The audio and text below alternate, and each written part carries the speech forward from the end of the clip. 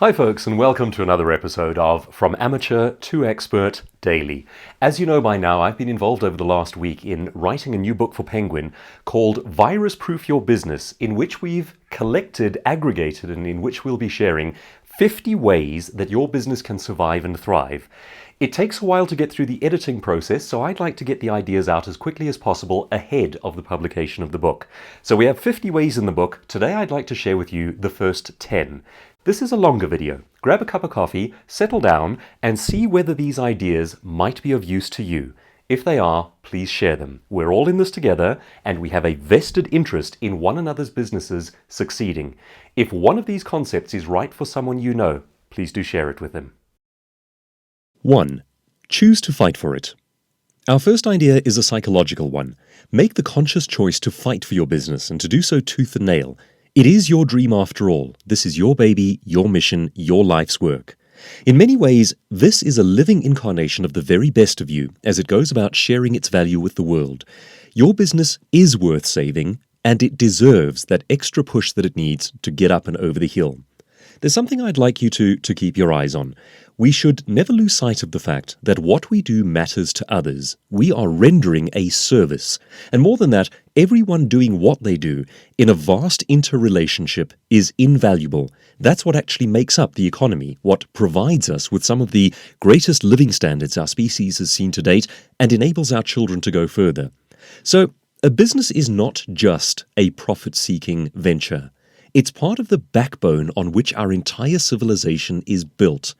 Cognitive psychologist Steven Pinker points this out in The Better Angels of Our Nature, making the point that trade has been the greatest peacekeeping and civilizing force in nature. Life was more violent before trade civilized us and taught us to cooperate across borders and across boundaries and enabled us to mutually improve one another's condition. So yours is not just a small business. It is a building block of humanity, a very small part of the full picture of the best of who we are and what we do. Even if it's something small, even if all you do is sell novelty keychains, if they bring joy to someone and employment to someone else, that matters. So make the call to fight for it. I'd like you to choose to go to war for your dream. A lot of people are simply sitting back and hoping that they will muddle through, waiting to see what will happen. I believe you can use this time more strategically. It's also worth pointing out that shared missions can be quite galvanizing. In the time ahead, there's going to be a lot of talk about difficulty and sacrifice. Here's a surprising idea. These things can actually be enjoyable. I don't mean tickles on a date enjoyable, but gratifying in their own way.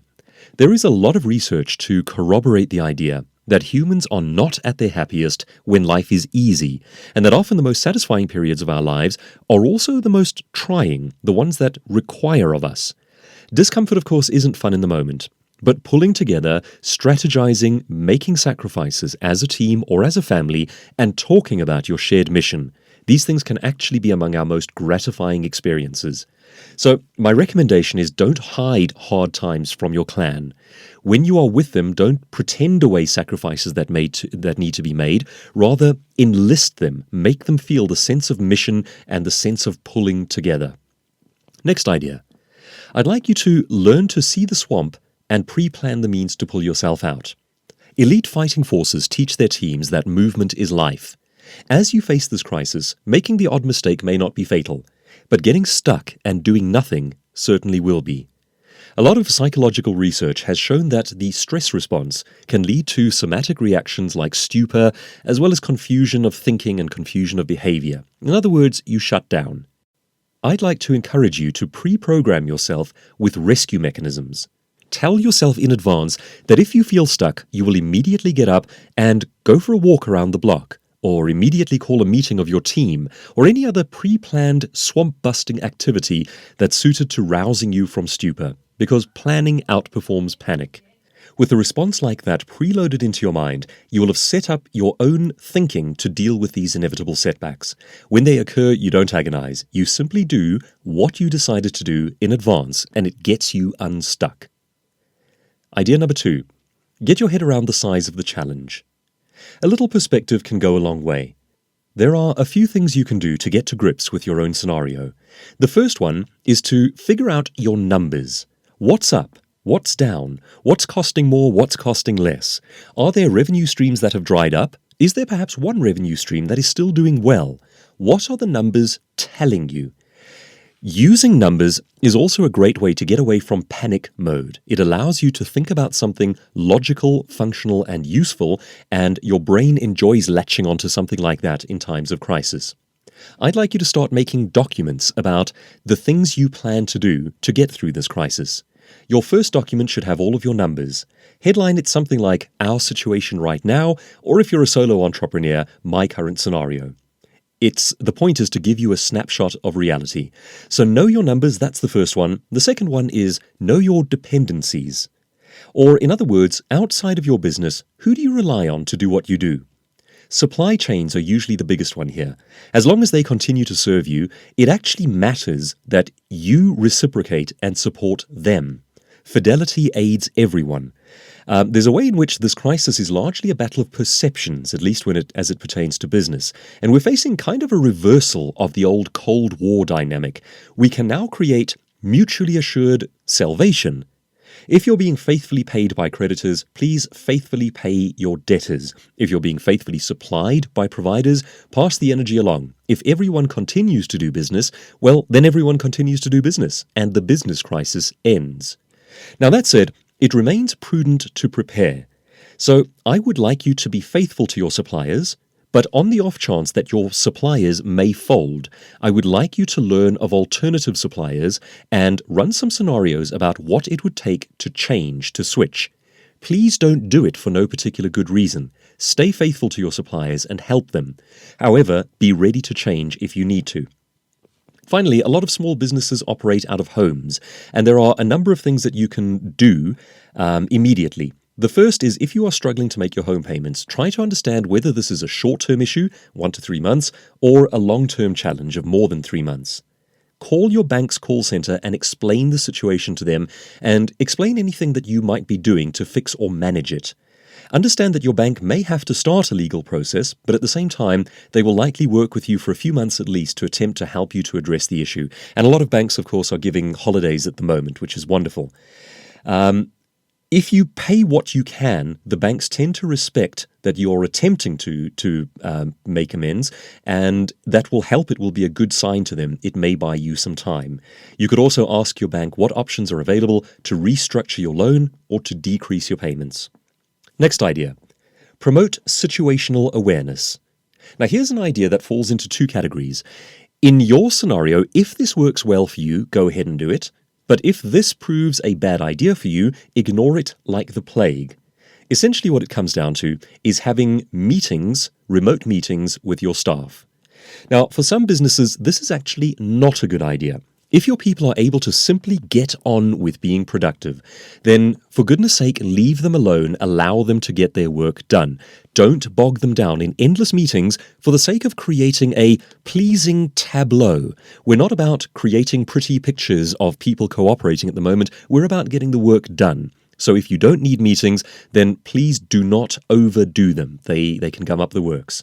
However, if you have a strategic management team, then the likelihood is that you will be meeting quite often. So make the call as to whether that suits you or whether it's going to get in the way. If your team is going to meet and talk strategy, then take the Israeli Defense Forces approach. One of the most effective military operations on earth, the IDF have protocols that have been studied and emulated by agile organizations all around the world. The most relevant one in our scenario is this. Each day, regardless of what has transpired on the battlefield, regardless of fatigue, regardless of any other factor, the IDF assembles their people and conducts an intensive debrief on that day's performance, and it's non-negotiable. They discuss what worked, what didn't, and how to do better tomorrow. The point of this debrief is to create what they refer to as total situational awareness. Every single member of the team, from the most entry-level to the most senior, has to know precisely what's going on at every other level. Blind spots can kill you here. Total situational awareness allows people to comprehend one another's challenges and to compensate or to provide ideas where necessary. So, if you weren't before, congrats, you've now become a debating, discussing, haggling, sharing, arguing, idea-generating entity. Leave egos outside, everyone gets a say in what went right, what went wrong, how to do better tomorrow, and you do it as often as is practical. The goal here is to achieve a form of brainstorming that can be rowdy, raucous, even uncomfortable, and often for senior figures who are unaccustomed to having their calls second-guessed. But it's also effective and important. So our goal is not decorum, but useful ideas. Our goal is honest, open, candid hashing out of what's not working, what is working, what might work. When you gather, leave a few outdated ideas at the proverbial door. There's no longer room for ego, for blame, for hierarchy. Those realities are on hold, if not extinct. As of now, everybody needs the information. It must be shared openly. Next idea. Begin by deciding what not to do. Your resources may be tight over the next while, so deciding what not to do can be every bit as important as planning proactive steps. And you can look at this idea on a number of levels. For instance, you can ask, what part of my business or my process am I not going to do? What product line am I not going to offer? Which problem children in terms of customers am I not going to serve? And you can also look at this beyond the boundaries of your own business. Who requires something of you that is unimportant to execution, costly, and can be reasonably postponed? Perhaps a legislative or a compliance body. Ask them for a postponement. There has never been a more reasonable time to do it. Free up bandwidth for things that really matter. Next idea. Employ a framework for execution. My friend, mentor, and co-author of a book a while back, Tony Cross, is a sales growth thought leader and the MD of an international group called Growth Matters. And he points out that when we panic, our thinking is clouded. And he says we generally either go straight into action mode, kind of like Chuck Norris, or we don't execute at all. We do nothing. We do need to do something, but we don't want to go into Chuck Norris mode. We want to think clearly. And Tony explains that a great way to think your way through a crisis is to give yourself a simple but clear framework. The one that he teaches for execution, he calls the 5C model. It keeps things simple, practical, and most importantly, results-oriented. So, when you call your first brainstorm session, do this. 1. Start with clarity. Clarity begins with the what and why questions. Lead your team in answering. Why are we doing this? What's going on? What should we prioritize? Why do we see the challenge this way? And so forth. That done, you move on to your second C, collaboration. Collaboration asks, who could we involve? How might we align these people? What virtual teams might we need? And are we clear on the actions for each person and team? A useful note on that point, you should always ensure that only one single person is accountable for each outcome, even if that person is backed by a team. This radically strengthens accountability and massively improves delivery. Don't give your tasks to entire teams. One person must be ultimately accountable. Third C, design and execute communication. Communication asks what messages we should be sending, what conversations are needed, who needs to know what, and what else needs to be discussed. That decided, we now need to understand the frequency and timing, and that's our fourth C, which is cadence. Cadence asks when we should do things, how often, how fast, what happens every day, week, or month, and also how will we keep momentum. Number 5, provide commands. Our last C, we need to make sure that things actually happen. Commands asks how we will measure progress, who will lead the change, how we will remain focused, and how we hold each other accountable. So let's go into a little detail here provided by Tony. If we're dealing with the COVID-19 crisis and we're looking at our SME, a set of questions might look like this. What are my top 5 priorities right now to survive? And what must I stop doing, start doing, or continue doing? Do we have options to do anything differently, to innovate, and why might that work? Have we framed the problem in the only way possible? It could be that we see no customers coming in, but perhaps we're seeing customers in only one view, the physical view. Are there other ways of looking at it? Who can we call on to help? What partners, suppliers, large customers, or groups could we get help from? What market or customer messages should we be sending out? And specifically, what should our conversations look like both internally and externally? Can we contact all our clients in a different way, with perhaps less dependence on email and more on calls? Can we open up different channels for our customers to use to contact us? What do we need to do first, today and this week? Can we build a quick execution plan on a whiteboard or a calendar? How often do we need to check in? And how do we prevent too many crisis meetings, emails, or discussions? Who's in charge? And can we agree on consequences for not sticking to the plan? You could use that set of questions as you're brainstorming right now, and please feel free to do so if you would like. Right, so where are we now? At this point, you are equipped with some basic frameworks for an approach to coping with a crisis. You have determined that the major point of all of this, and this really is the underlying point, is that profit over cost is your goal. You've determined not to get stuck, and you've preloaded your mind with means of escaping malaise. You've discovered that you must think about your organization differently as an agile elite forces team rather than as traditional silos. And you've decided that you must share information swiftly and often if that is right for you. You've worked out where you're using numbers and what they might be telling you, and you've oriented yourself in relation to suppliers. Finally, you've got a 5 C's model for getting results from your first active brainstorm. A couple more ideas for today. Number 8. Negotiate temporary new lifestyles. Dealing with a crisis is not dissimilar to living in a tiny apartment en masse. It's all elbows. You're going to have to learn to accommodate one another. A degree of grace is in order.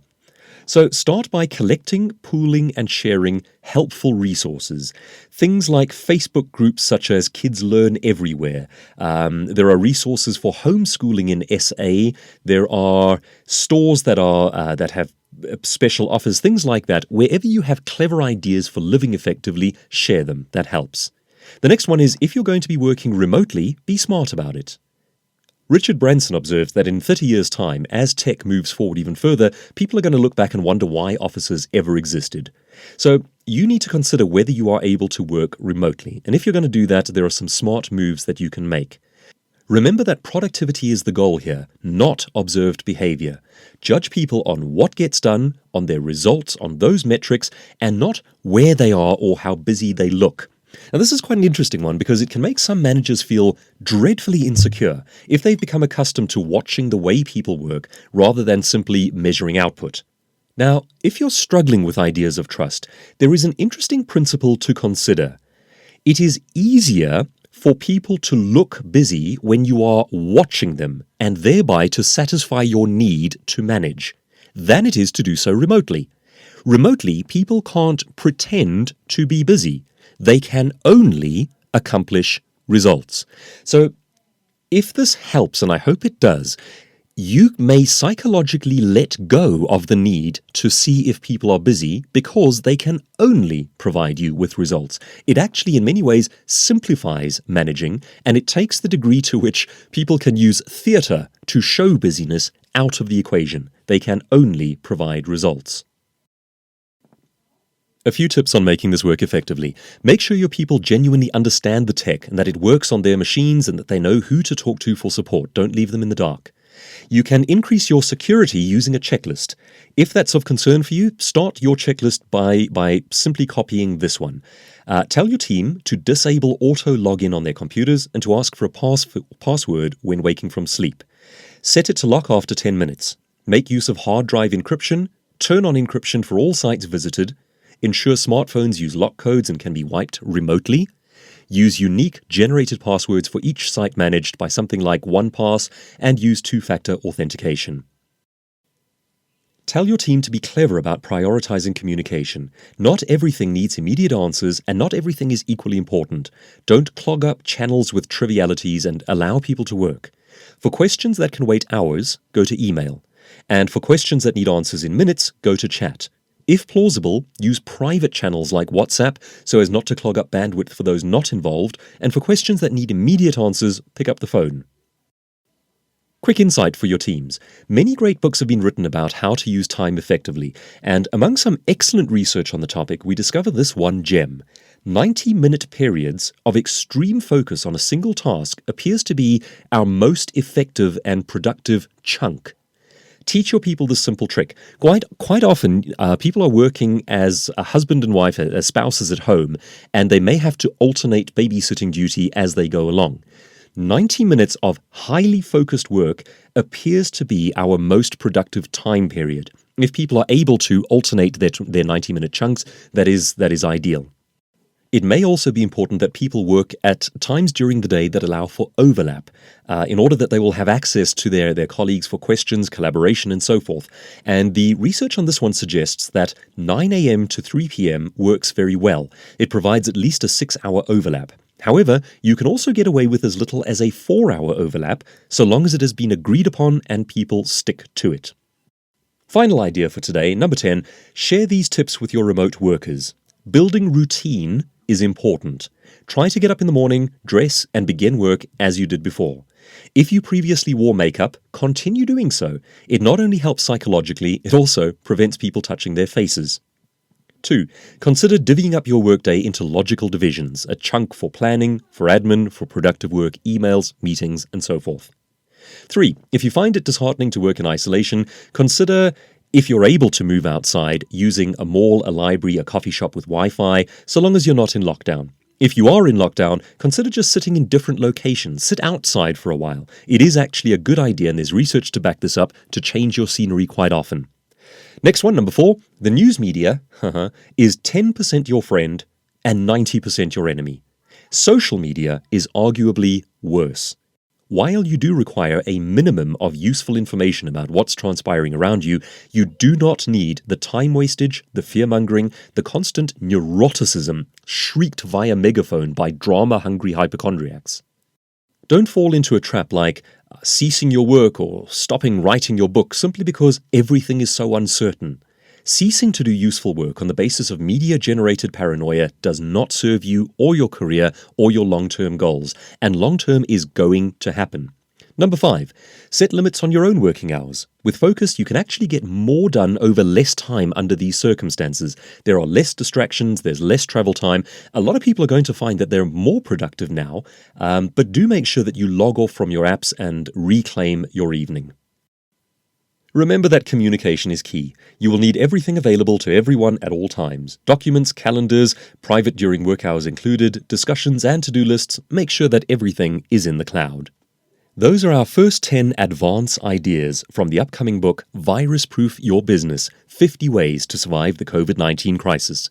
As soon as the book becomes available all around the world in ebook form or in paperback form where possible, or perhaps in audio form on the Audible platform, I will let you know. Meanwhile, all of my other books are available from audible.com. They're also available as ebooks, and all of my books are available as online digital courses from futureselfacademy.com.